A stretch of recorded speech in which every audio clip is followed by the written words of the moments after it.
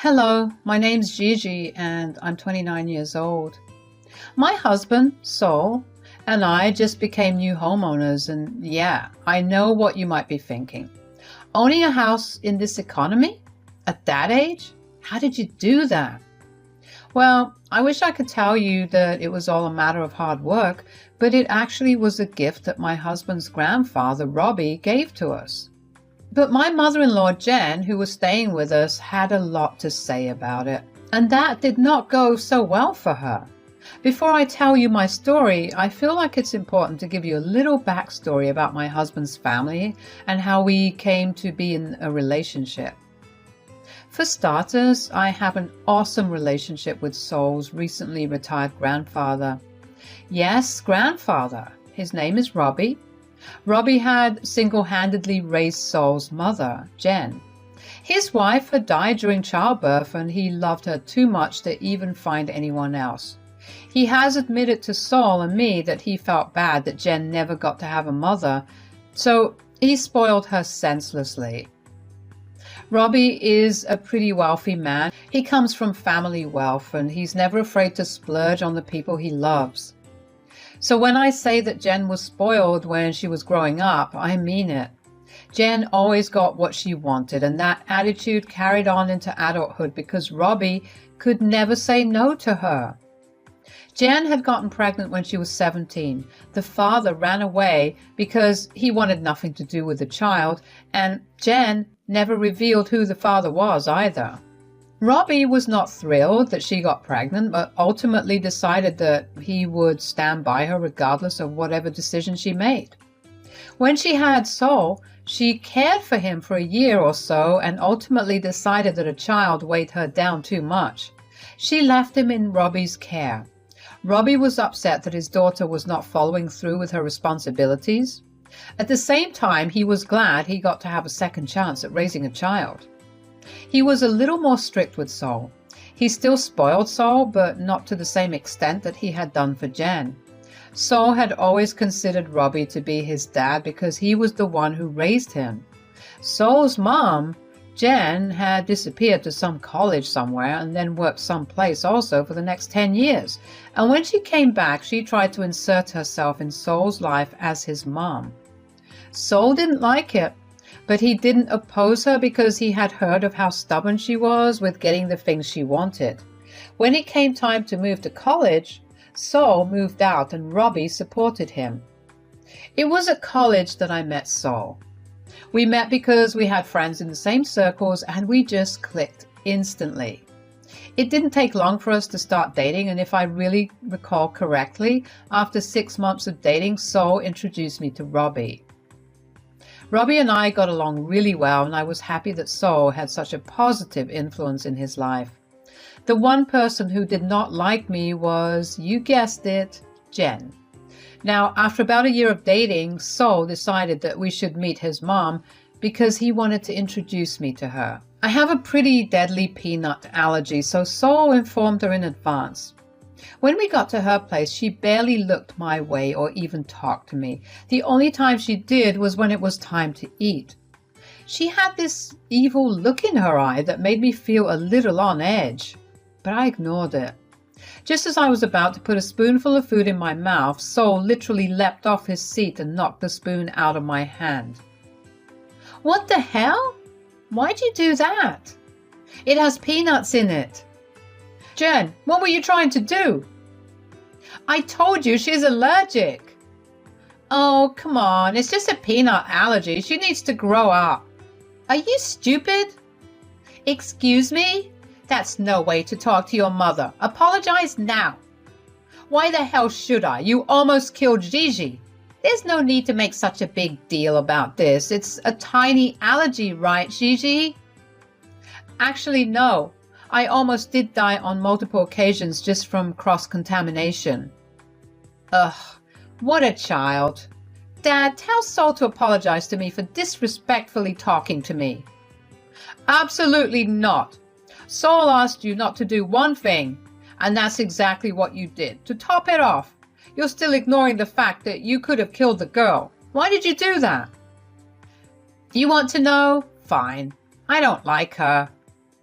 But you don't even know her. Yeah, but she's taking my son away from me and I don't like that. So, why don't you and Gigi head out? Here's some cash. Go get yourself some good non-deathly lunch. I'll speak to Jen. I was shaken up. Never in my life had anyone wanted to outright kill me. And to hear Jen say that she didn't like me just like that? Wow, that hurt.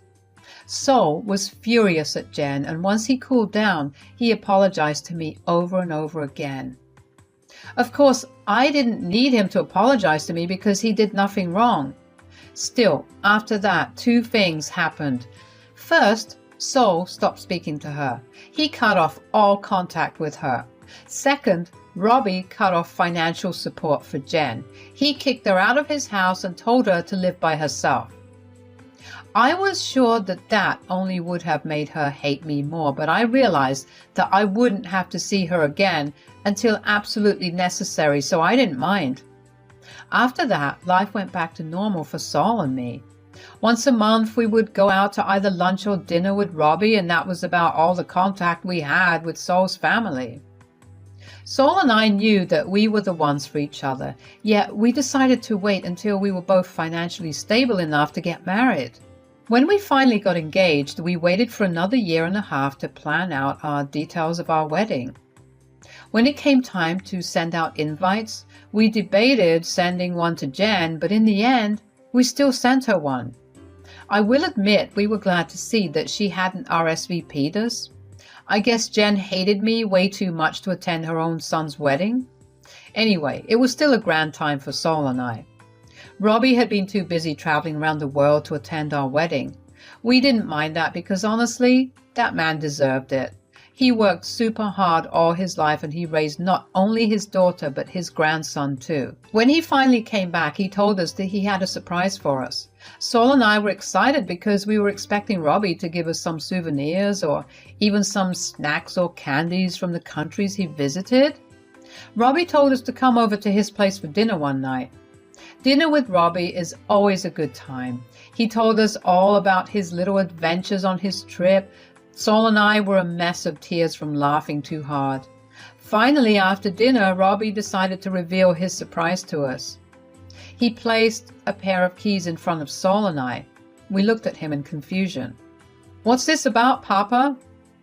"These are the keys to your new house." "What? Are you being serious?" "As serious as a heart attack." But why?"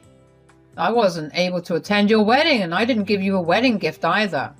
"So you bought us a house?" "I couldn't think of a better gift. Am I wrong?" "No, although I will say you are one unhinged man." "Ha, that's the truth." "Thanks a lot, Papa." "Of course, although there is one small hiccup." "What is it?" "Well, Jen has been running low on finances and she reached out to me about helping her out. I told her I'd put up with her one last time, but if she does or says anything out of line, she's going to get thrown out." "Oh, so I'll have to meet Mom?" "Yeah, and put up with her for another 3 months." "Uh-oh." "I know, it's not the most ideal, but she'll stay with you guys for a little while. She promised me she'll be on her best behavior, so I don't think there'll be too much to worry about." "All right, that's doable." Robbie had done us a huge favor by buying us a house. We could use the money we usually spend on rent to save up even more, so it felt really wrong to tell him that we wouldn't want Jen staying with us. I sensed how skeptical Sol was too, and it made me feel better that I wasn't the only one who wasn't feeling too good about the arrangement. Robbie went on to explain to us that he was going to be visiting a friend for a while next month and that he had allowed his other friend's son to stay at his place until he came back, which was why he couldn't put Jen up himself. Which was fair, but still, Sol and I decided to move in as soon as possible because we wanted to at least have some time in our new house before Jen came over. Robbie also was there with us while we moved in. He helped us settle in and as best he could. He let us get used to our new place for a week before telling us that Jen was going to move in the day after the next. I was queasy with nerves. The last time I saw Jen, she tried to give me an anaphylactic shock.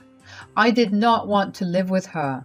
It would be exhausting to constantly be on guard in my own home.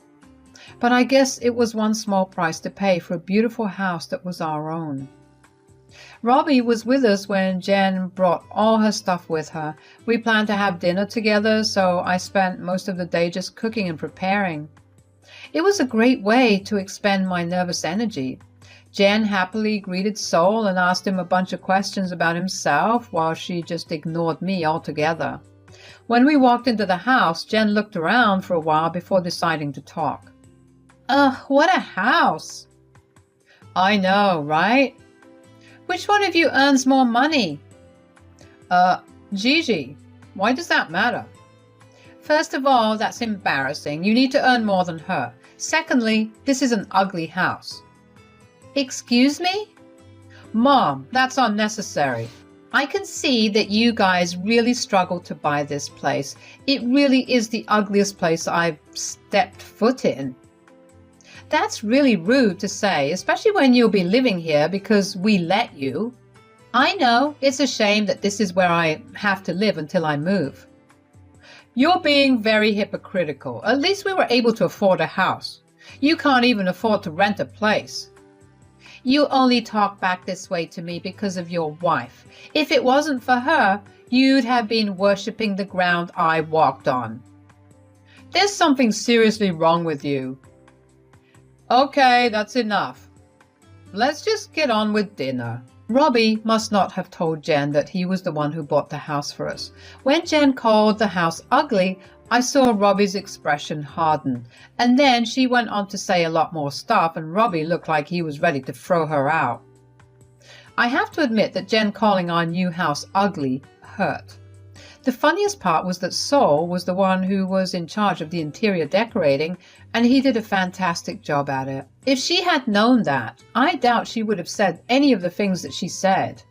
And to hear her insult me again was no fun either. It was kind of sad that I was prepared for it, though. She constantly mocked me and insulted me because she always thought that I had taken her son away from her. But I guess she just never realized that her son was avoiding her for the longest time. He just started speaking up because her actions and words began to affect me. Dinner was awkward. Sol and Robbie seemed majorly ticked off from the previous interaction with Jen. And Jen did not seem to pick up on the vibes because she went on to keep trash-talking the house. At some point, though, it just got so funny to me. The fact that she didn't know anything and here she was openly slamming her father and her son. After dinner, Jen told us that she was jet-lagged, which is very funny because she literally flew over from one state over where there's no difference in time zone, and retreated to her room. At that point, Robbie, Sol, and I made our way over to the den where we discussed what had just happened. Well, that was terrible. I swear, if she wasn't my mother, I would have had some very choice words to say. Did you not tell her that you bought this house for us, Robbie? I didn't see why I had to, but I guess that worked in my favor because I got to see if she was going to be any different, which she won't. It's going to be rough living with her. But it'll be okay. It's only another 3 months. She'll be out of our hair before you know it. Hell no, I'm not letting you guys live with a monster like that. The only reason I made this arrangement was because she begged me for a whole month to help her out and promised me over and over again that she had changed. I see no change in her, and I don't want to help her out anymore. Oh, wow. So are you just going to kick her out? Yeah, I don't think it would be that easy. Remember the tantrum she threw when you cut her off financially before? She will not leave this house that easily. I think that issue can be solved pretty easily. We'll just change all the locks in the house so she won't be able to get back in. But she doesn't have her set of keys yet? I've got them right here.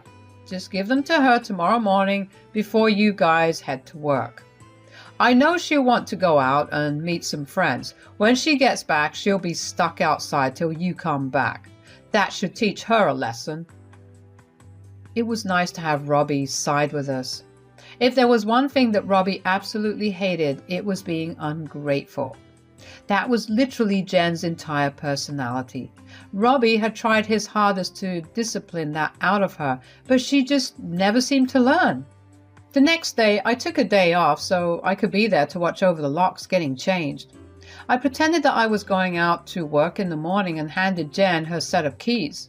She smirked at me and asked me if I was happy that she would be staying with me. I told her that she was family, so I was more than happy to be able to help her out. She then told me that she was going to make my life hell, and that if I had the audacity to complain to her father about her behavior, she would get in the way of my marriage. I was so close to telling her about the plan because Jen really knew how to get on people's nerves, but I kept my mouth shut and just let Jen say what she wanted to. In the end, I knew that I would be the one who won. I left the house that morning and just drove around for a while. I kept checking and reviewing our security footage to see if Jen left, and about 2 hours after I left the house, she stepped out. I wasn't sure about how long she'd be out, so I contacted the number Robbie had given me and asked the person to get to my place as quickly as possible. I raced home too. By the time I got back home, the person who was going to change the locks was also there. While he busied himself with the locks, I got to packing Jen's stuff. She spent the entire night unpacking her things, but it still took a fairly short amount of time to repack everything. I set her bags outside the main door and along with them attached a copy of the house deed which outlined in it the owner of the house and the buyer of the house. While Saul and I were listed as owners, Robbie was listed as the buyer.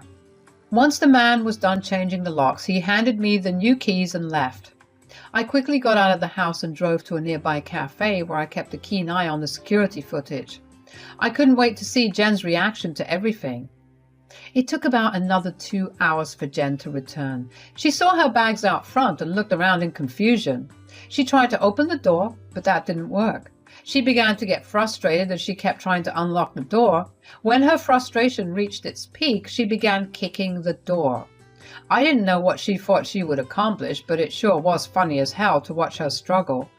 Eventually, she gave up and sat on the bench outside the door. She looked at her bags and finally saw the note attached to it. The security footage was grainy, but I swear I could see her eyes widen as she understood what the paper said. She looked around as if to see if someone might come out and talk to her, but there was no one. She went and sat back down on the bench and put her head in her hands. She looked like a woman that had lost it all. She picked up her phone and called Robbie, but he never picked up her calls again. She tried Saul, and finally she tried me. I debated picking up the call, but eventually my curiosity got the better of me and I picked it up. "Hey Jen, is everything okay?" "Don't play stupid. You know what you did." "Huh? What are you talking about?" "You tricked me." "I'm really going to need you to start making sense here. I have to get back to work." "You knew that my father bought the house. Yet you never told me about it. You just watched as I said what I said while my father was right there." "Why did you even have to say those things? Even if you thought that I bought the house, shouldn't you have been grateful that I was opening my house to you?" "Shut up. My son would have made sure that I stayed with you." "I don't know what kind of warped perception you have about Saul, but I can assure you he was even less thrilled about you staying with us than me. If anything, he was the one who was ready to throw you out first." "I don't care about that. I'm homeless now, and you have to fix it." "Robbie did his best to provide for you. You bit the hand that fed you, and now you have to face the consequences. I will make sure you regret doing this to me." "If you keep that attitude up, you're not going to get anywhere. Goodbye." It felt so good to finally be able to tell Jen what was on my mind. The woman had it coming for her. She wouldn't have to be a part of our lives anymore, and I was beyond happy about that. Thankfully, Jen left our house without much of a fuss. When Robbie and Saul came over later on in the evening, I replayed the footage back to them and told them about my call with Jen.